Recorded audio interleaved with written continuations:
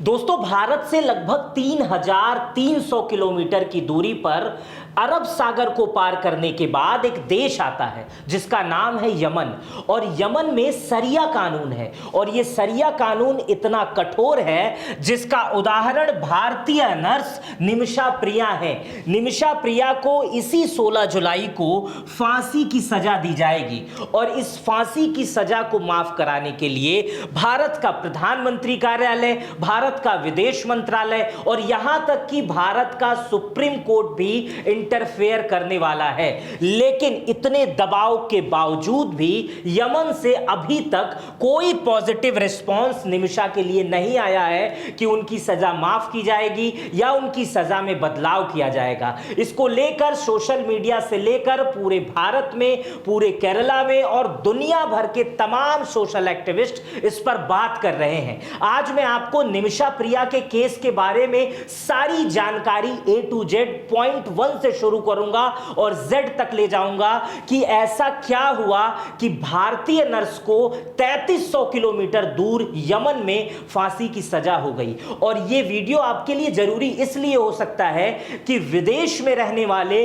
किसी भी व्यक्ति के साथ ऐसी घटना हो सकती है। इन सब चीजों से बचा जा सकता है क्योंकि गल्फ कंट्रियों में अक्सर सरिया कानून चलता है और यह कानून बेहद कठोर होता है। इस वीडियो में मैं बहुत कुछ बताने वाला हूं, पूरे केस को समझाने वाला हूं, वर्तमान स्थिति को बताने वाला हूं कि प्रधानमंत्री कार्यालय से क्या रिपोर्ट है, क्या स्थितियां हैं। बहुत ध्यान से समझिए। इस निमिषा प्रिया केस की शुरुआत होती है 2008 से।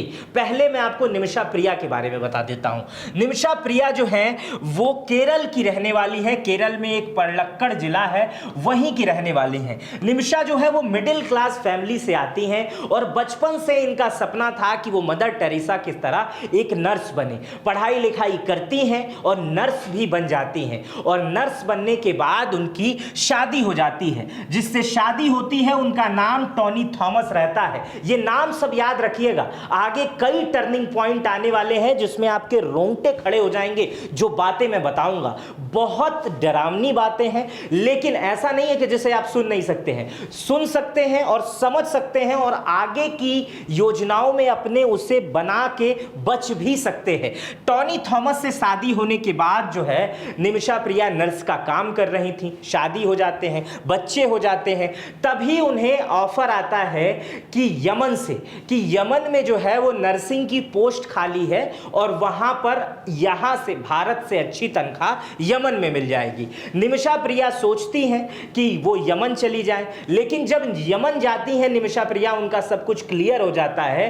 तो यमन जब जाती हैं तो उनके पति भी कहते हैं कुछ दिन बाद कि मैं भी वहीं आ जाता हूं बच्चों को लेकर, हम सब साथ रहेंगे, मैं भी कुछ कर लूंगा, कमा लूंगा और सारी गृहस्थी बहुत अच्छे से चलेगी। ये सब चीजें बहुत बढ़िया से चलती हैं, हंसती खिलखिलाती फैमिली रहती है। लेकिन टर्निंग पॉइंट कहां से आता है?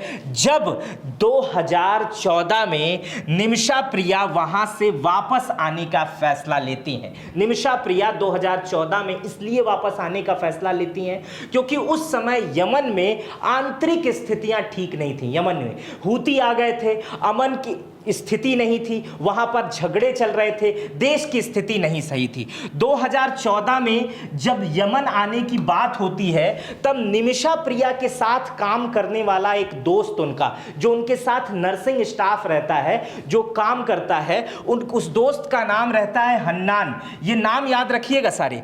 हन्नान जो रहता है वो यमन का ही नागरिक रहता है। वो कहता है कि निमिषा तुम यहीं पे रुक जाओ और हम जो है एक हॉस्पिटल बनाएंगे और उसमें जो है वो 50-50% की हिस्सेदारी कर लेंगे। तुमने भी थोड़े पैसे जुटा लिए हैं, हमने भी थोड़े पैसे जुटा लिए हैं। निमिषा कहती है ठीक है, हम तो रुक जाते हैं। निमिषा रुक जाती है और अपने पति को जो है वो कह देती है कि आप चले जाइए, हम यहां से कुछ दिन पहले एक नर्सिंग व्यवस्थाएं सेट कर लेंगे, फिर आपको हम वहां पर बुला लेंगे। अपने पति के प्रति, अपने बच्चे के प्रति निमिषा बहुत ईमानदार रहती है और अपने दोस्त हन्नान के साथ मिलकर एक साझेदारी तैयारी में अस्पताल खोलती है। लेकिन यहां पर आ जाता है यमन का कानून। यमन में यह कानून है कि कोई भी बाहरी नागरिक, विदेशी नागरिक यमन में कोई भी वस्तु पर, किसी भी जमीन पर मालिकाना हक नहीं रख सकता है, किसी भी व्यवसाय पर। इसमें क्या होता है, इसमें जो हन्नान होता है वो निमिषा को इस स्थिति में राय देता है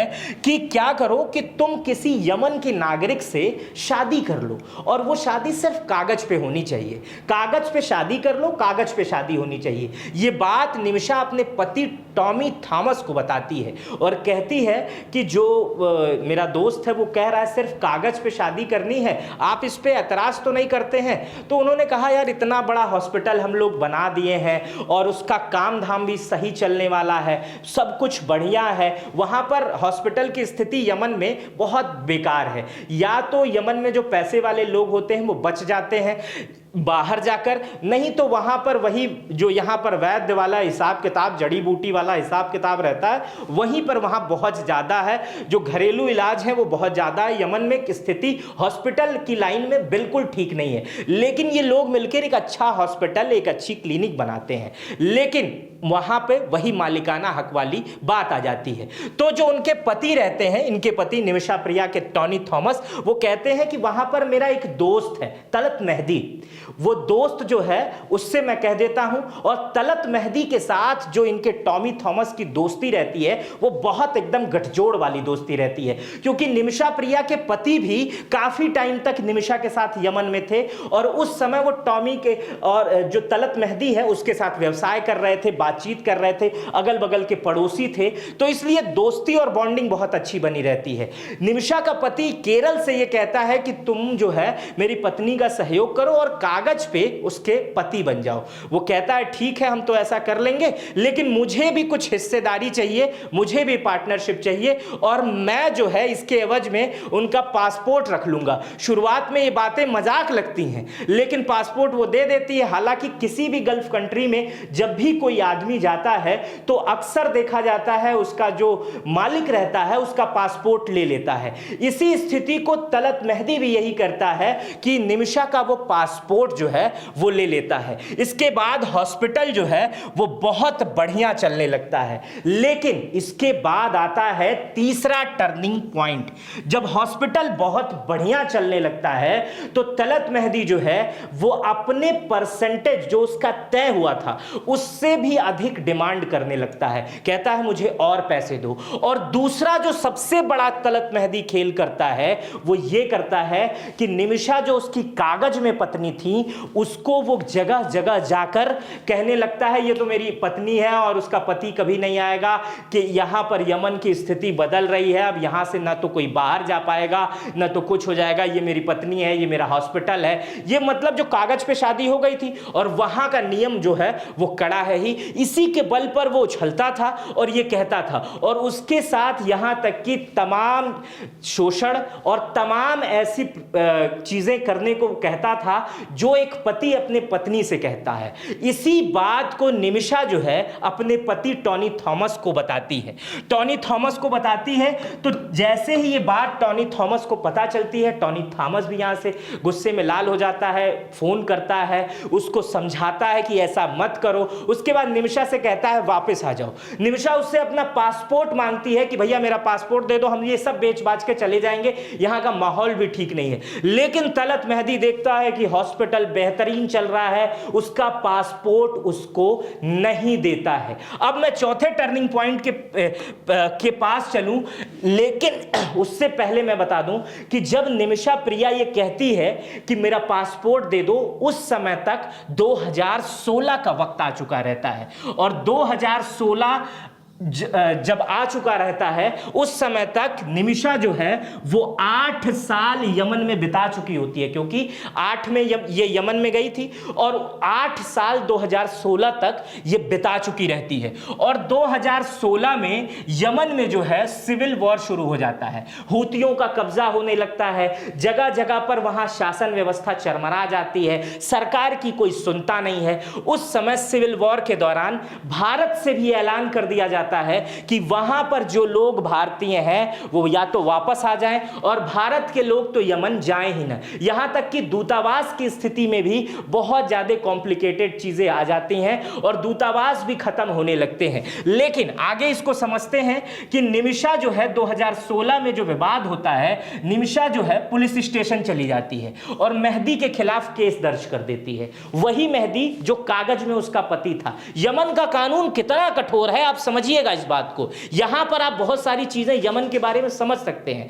2016 में जब ये हूतियों वाला वहां पर स्थिति होती है, आंतरिक दंगे होने लगते हैं, सिविल वॉर शुरू हो जाता है, तो उसी समय निमिषा जो है वो चली जाती है पुलिस थाने और कहती है ये जो तलत मेहदी है ये जो है मेरे साथ गलत कर रहा है, झूठ में दबाव बना रहा है और ये ठीक नहीं है। पुलिस उस स्थिति को समझती है, मामला कोर्ट में चला जाता है और तलत मेहदी को जो है वो सजा हो जाती है। सोचिए, यमन में यमनी नागरिक को सजा हो जाती है भारतीय नागरिक के कहने पर, क्योंकि वहां के कानून जो है वो बहुत जल्दी फैसले लेते हैं और देखते हैं कि कौन कमजोर है, कौन दबा हुआ है और किसको दबाया जा रहा है। इस आधार पर वहां का कानून जो है वो फैसले लेता है। अब सोचिए, जो तलत मेहदी है, निमिषा का कागज में पति, वहां पर उसको सजा दे देती है वहां की कोर्ट। उसके बाद से वो कोर्ट में रहता है और 2017 में जेल से वो छूटता है। लेकिन इस दौरान भी निमिषा वापस इसलिए नहीं आ पाती है क्योंकि वो कोर्ट में रहता है और उसका पासपोर्ट जो निमिषा का रहता है वो तलत मेहदी के पास ही रहता है। लेकिन अब सोचिए, यमन का नागरिक जेल में चला गया, कागज में उसका पति भी है। अब वो जेल के अंदर जो है प्रतिशोध की ज्वाला उसकी जलती रहती है और कहता है कि अब बाहर निकलेंगे तो इसका पासपोर्ट कभी नहीं देंगे, इससे बदला लेंगे। और वो बदला लेने की नियत से ही जेल से बाहर निकलता है। उसके बाद आता है चौथा टर्निंग पॉइंट। निमिषा का दोस्त जो है वो कहता है कि अब जो है ये जेल से बाहर जो है आ गया है, अब ये तुमको टॉर्चर करेगा अलग अलग कानूनी नीति से और ऐसा करेगा कि तुम्हारा पासपोर्ट ही नहीं देगा, तुम यहीं रह जाओगी और तमाम चीज़ें ऐसी हो जाएंगी और कानूनी रूप से तुम इसकी पत्नी हो। तो ये सारी बातें जो है वो कोर्ट में साबित कर देगा और कुछ भी तुम नहीं कर पाओगी। इसके लिए मैं तुम्हें एक आइडिया देता हूं। हन्नान, जिसके साथ पार्टनरशिप में निमिषा ने अस्पताल खोला था, जो उसका दोस्त था। अब इसको आगे समझते हैं। इसमें क्या करता है, हन्नान जो है उसको सलाह देता है कि जो मेहदी है उसकी तबीयत खराब है, जब से वो जेल से आया है तब से उसकी तबीयत खराब है, रोज उसको इंजेक्शन दिया जा रहा है और इंजेक्शन उसको दिया जा रहा है। तुम नर्स हो, चलो प्यार से उससे बातें करना शुरू करते हैं और कहते हैं जो हो गया गलत हो गया, माहौल बनाते हैं। कुछ दिन तक ये लोग इसी तरह माहौल बनाते हैं और माहौल बनने भी लगता है, सारी चीजें हन्नान के हिसाब से और मेहदी के हिसाब से होने भी लगती है। निमिषा एक दिन उसके घर जाती है और हन्नान भी जाता है।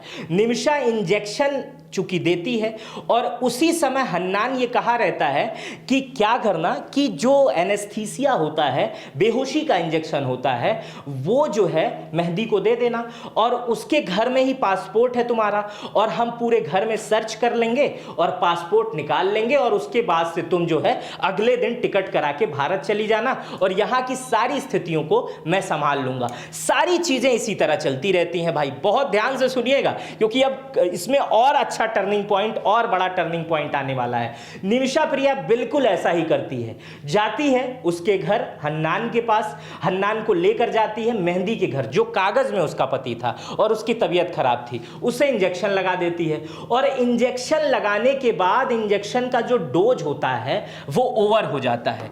जब एनेस्थीसिया का डोज ओवर हो जाता है तो व्यक्ति की मौत भी हो सकती है और यही होता है, मेहदी की मौत हो जाती है। मतलब इसका जो निमिषा का जो कागज में यमन में पति था उसकी मौत इसी से हो जाती है। अब ये महिला इतनी ईमानदार है, ये एनेस्थीसिया का इंजेक्शन सिर्फ बेहोश करने के लिए देना चाह रही थी और अपना पासपोर्ट जो वो रखा हुआ था, चोरी किया हुआ था, उसे लेना चाह रही थी। लेकिन गलती से एनेस्थीसिया इंजेक्शन का जो डोज होता है वो ज्यादा हो जाता है और इससे जो है मेहदी की मौत हो जाती है। ये बात इसको पता चलती है। हन्नान और ये दोनों मिलकर उसकी बॉडी को कहीं छिपा देते हैं और उसके बाद से कोशिश करने लगते हैं कि इस मामले को कैसे सॉल्व किया जाए। उसके बाद जब पुलिस आती है तो पुलिस को निमिषा जो है पूर्ण रूप से ये बता देती है कि मैंने ही इंजेक्शन दिया और ओवरडोज गलती से चला गया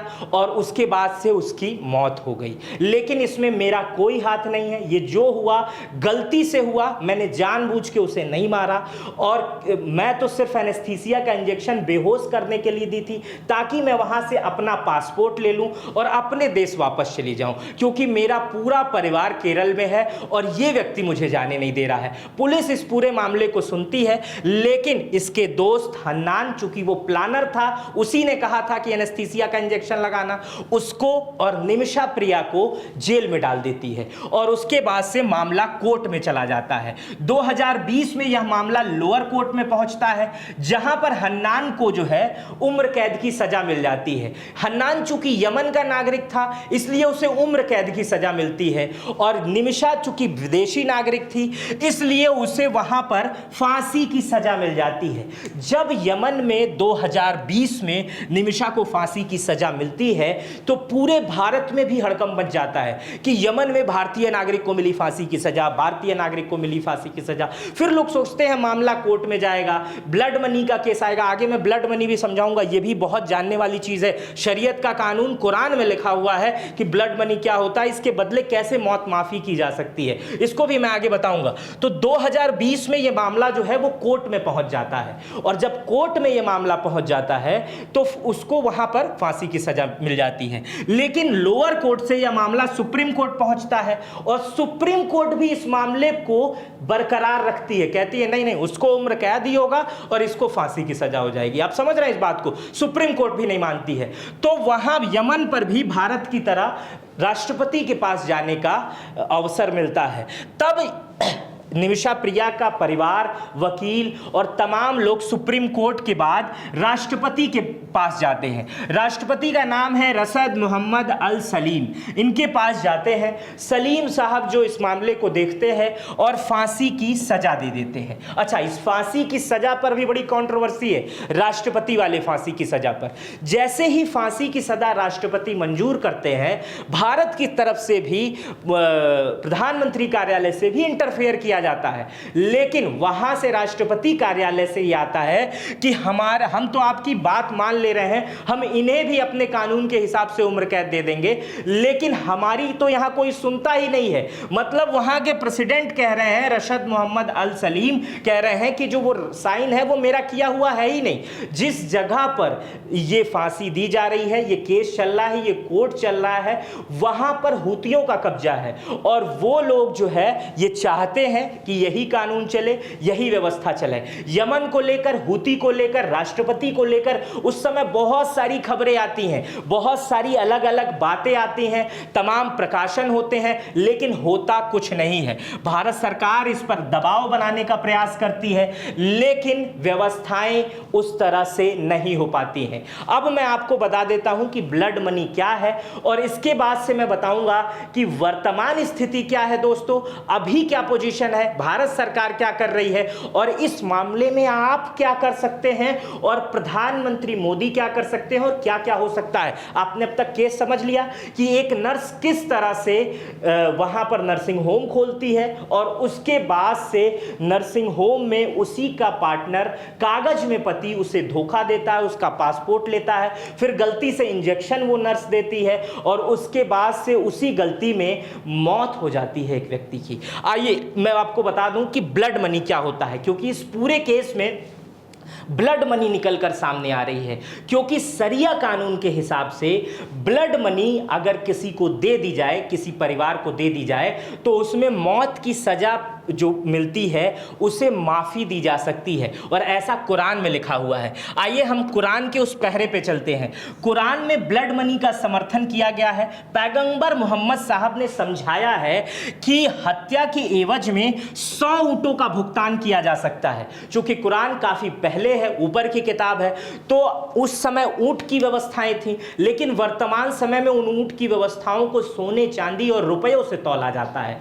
तो ये ब्लड मनी वहां पर जायज़ होती है। और ये ब्लड मनी तभी मानी जाती है जब जिसके परिवार में मृत्यु हुई है उस परिवार की या तो सगी पत्नी, सगा भाई या परिवार का सबसे जिम्मेदार व्यक्ति ये कह दे कि हम उस जो मौत हुई है उसके बदले में पैसा लेने के लिए तैयार है। तो यमन में ये बात मानी जा सकती है। राष्ट्रपति के फैसले के बाद भी अगर यमन का वो नागरिक कह दे कि भैया ये इन्होंने जो गलती की है, मैं मान रहा हूं इनसे गलती से हो गई है, मौत गलती से हो गई है, हम इस मौत के बदले में पैसा लेते हैं, तो वो पैसा लेके उस सजा को माफ किया जा सकता है। लेकिन अभी तक मैं बता दूं कि यहां पर निमिषा प्रिया केस में भारत की बहुत बड़ी बड़ी एनजीओ, यमन की एनजीओ, दुनिया भर की एनजीओ इस पे काम कर रही हैं। निमिषा ने जिस तलत मेहदी का गलती से जिसके उनके हाथों मौत हुई थी,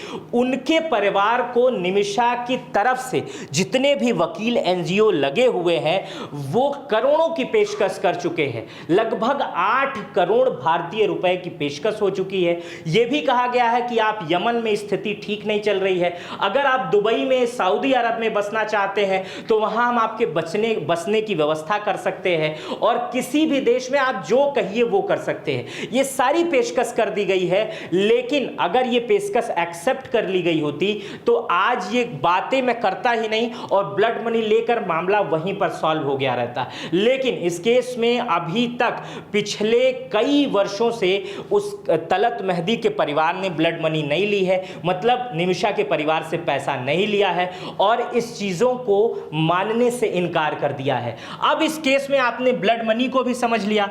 अब इस केस में आप समझ सकते हैं कि अब क्या हो सकता है, क्योंकि निमिषा प्रिया केस में जो है अब सरकार की भी भारत की एंट्री हो गई है, क्योंकि भारत के मीडिया का, भारत के लोगों का बहुत दबाव है कि भारतीय महिला नर्स की यमन में फांसी दी जाएगी और वो जो है पूरे देश को जो है गंवार नहीं गुजरेगा और पूरा देश इससे रौश में आ सकता है। प्रधानमंत्री मोदी से लोग अपील कर रहे हैं कि आपकी पावर वर्ल्ड लेवल पे बहुत ज्यादा है, आप सीधे इंटरफेयर कीजिए।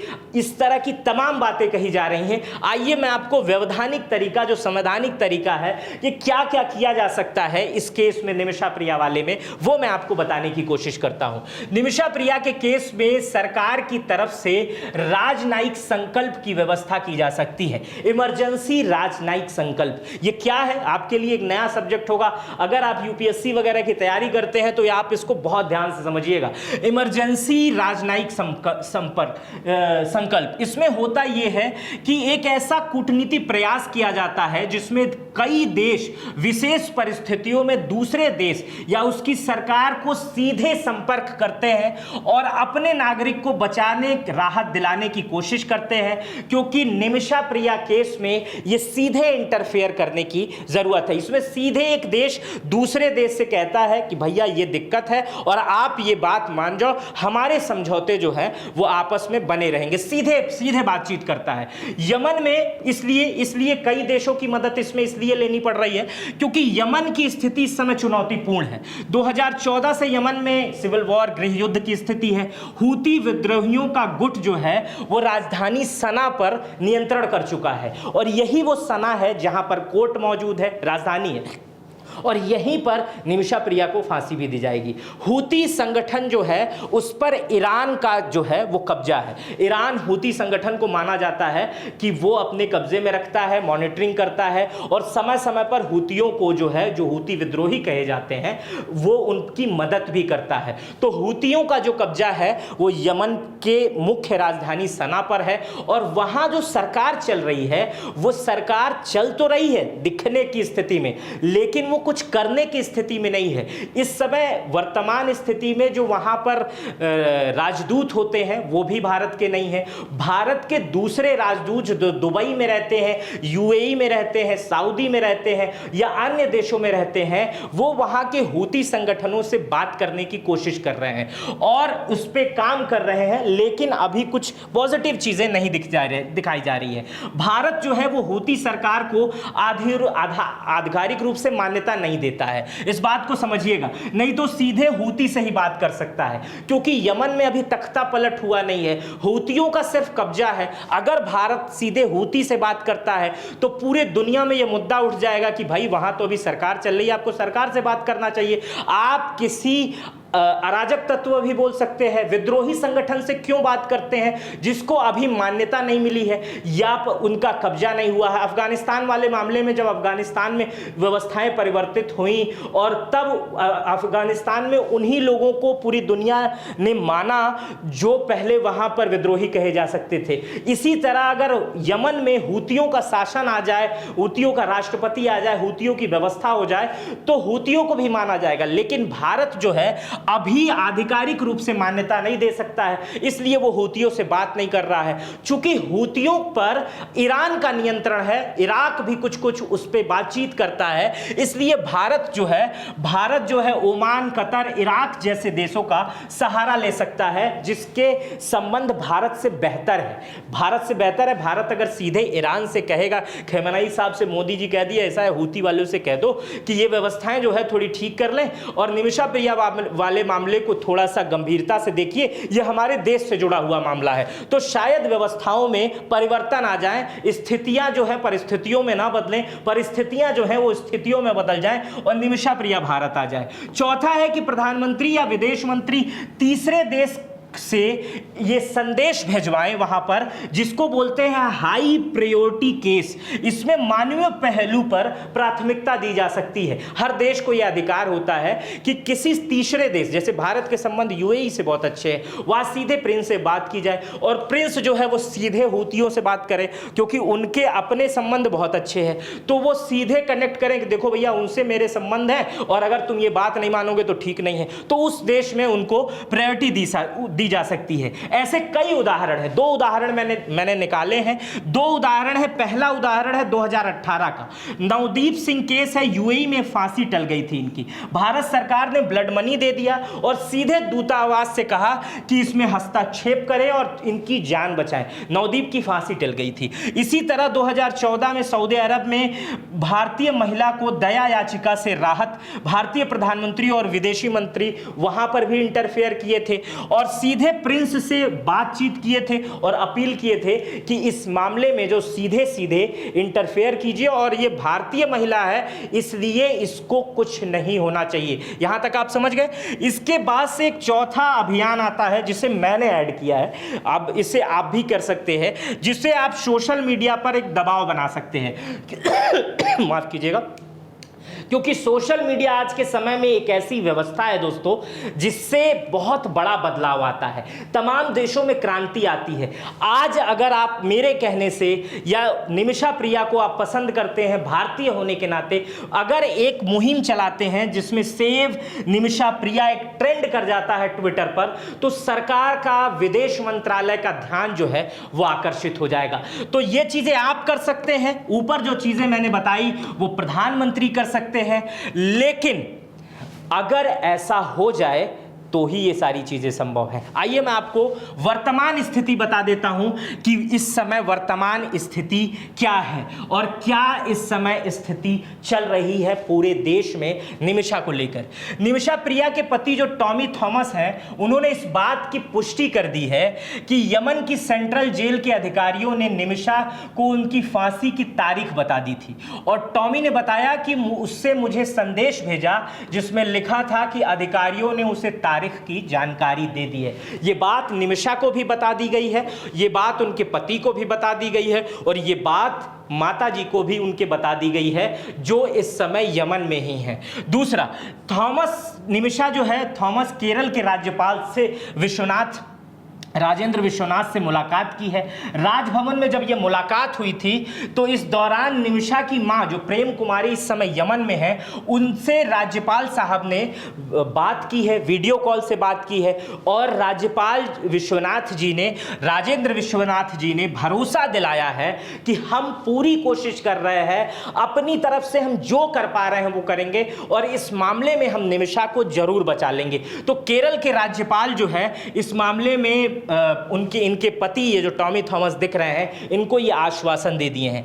तीसरी स्थिति जो है, निमिषा के पति टॉमी थॉमस ने बताया कि निमिषा से व्हाट्सएप के जरिए उनकी बात हुई है। चूंकि यमन में अगर आप पैसे देते रहें, व्यवस्थाएं देते रहें, तो जेल में भी आपको बहुत सारी सुविधाएं मिलती हैं, जैसे फोन पे बातचीत की, पिक्चर देखने की, और भी तमाम चीजें। अलग अलग जेलों में अलग अलग कानून होते हैं। तो निमिषा के पति टॉमी जो थॉमस हैं, उन्होंने बताया है कि व्हाट्सएप के जरिए उनसे बात हुई है।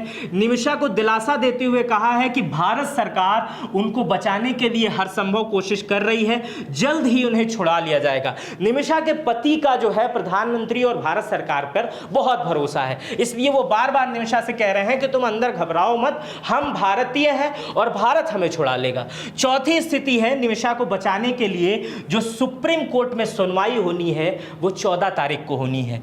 लेकिन ये सबसे बड़ा सवाल है कि फांसी से 2 दिन पहले सुनवाई, क्या इसमें और पहले नहीं हो सकता था? खैर, सुप्रीम कोर्ट का मामला है, इसमें बहुत ज़्यादा बोला नहीं जा सकता, लेकिन 14 जुलाई को इस मामले को लेकर फांसी होनी है। इसमें सुप्रीम कोर्ट जो है वो सीधे भारत सरकार को निर्देश देगा कि इस मामले में क्या करना चाहिए। निमिषा प्रिया का सारा केस सुनेगा, उस आधार पर भारत का सुप्रीम कोर्ट भी, चूंकि वहाँ का सुप्रीम कोर्ट तो निमिषा को फांसी दे चुका है क्योंकि वहाँ पर सरिया कानून चलता है, लेकिन भारत में संवैधानिक प्रक्रिया है। भारत दुनिया का सबसे बड़ा संविधान माना जाता है, लोकतांत्रिक देश माना जाता है, इसलिए भारत का सुप्रीम कोर्ट भी यहां पर सुनवाई करेगा और भारत सरकार को यह निर्देश देगा कि आप ये काम करिए। चूंकि दो सुप्रीम कोर्ट आपस में अगर मिलेंगे या बातें करेंगे या व्यवस्थाएं एक दूसरे की सुनेंगे तो शायद इस केस में बदलाव आ जाए। तो 14 को खुशखबरी आ तो सकती है, लेकिन विशेषज्ञ बताते हैं कि इस पूरे मामले में इसकी संभावना थोड़ी कम दिखाई देती है। लेकिन हम और आप इस केस को इस तरह से जाने नहीं दे सकते हैं। इसमें हम कम से कम अपनी तरफ से एक मुहिम चला सकते हैं, बातें कर सकते हैं, इस पर चर्चा कर सकते हैं और ये बातें अपने प्रधानमंत्री तक, कोर्ट तक और अपने विदेश मंत्री तक पहुंचा सकते हैं। फिलहाल ये वीडियो आपको कैसी लगी, ये केस पर पूरा विश्लेषण आपको कैसे लगा, मुझे ये जानकारी आप कमेंट बॉक्स में दीजिएगा। अपना बेहद ख्याल रखिएगा। बहुत बहुत शुक्रिया।